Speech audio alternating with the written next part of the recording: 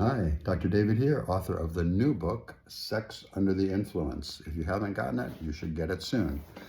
I want to talk today about mindfulness, and I use that a lot. I recommend it a lot, and people have written in and asked, well, how do I start it? How do I get there? So I want to just talk about a few beginning steps that we can use when we're starting to practice mindfulness or incorporate it into our recovery practices.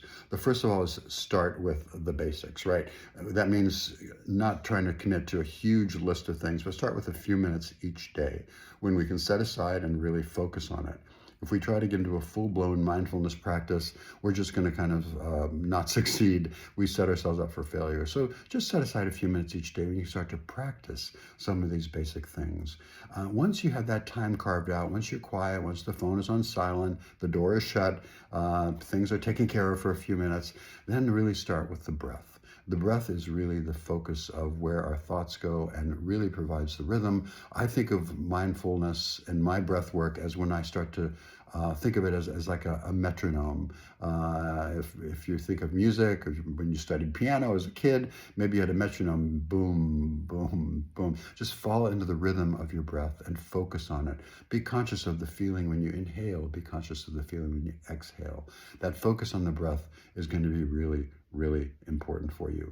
The second part is that your mind is going to jump around. Some circles call that monkey mind, right? And in many cases, that stuff, as we're busy people, we have worries, concerns, things to do, all that's going to be swirling around when you're trying to quiet the mind just a little bit.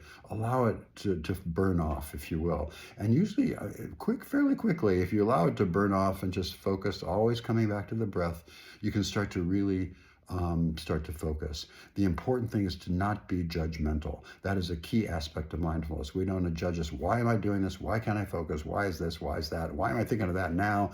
You know, all that busyness. We just have to slow down and really don't judge it. Just accept what it is. Just come back to your breath. No matter what it is, come back to your breath. Breathing in, breathing out. It's nice and slow, but that practice of non-judgmentalness is really important. And hand in hand with that goes acceptance. I accept where I'm at. I accept this is hard. I accept that I can't focus, but we try and we keep trying, and it does get better. Fairly quickly, we do learn how to do this in a really profound way, frankly. The other thing I recommend to people is use guided meditations. There are lots of guided meditations on the internet, on apps. Allow them to just play in your ear, listen to them, practice it, and it provides a nice way to start structuring this time you've set aside to learn mindfulness. There's lots more to say, and I will. Dr. David here, signing out.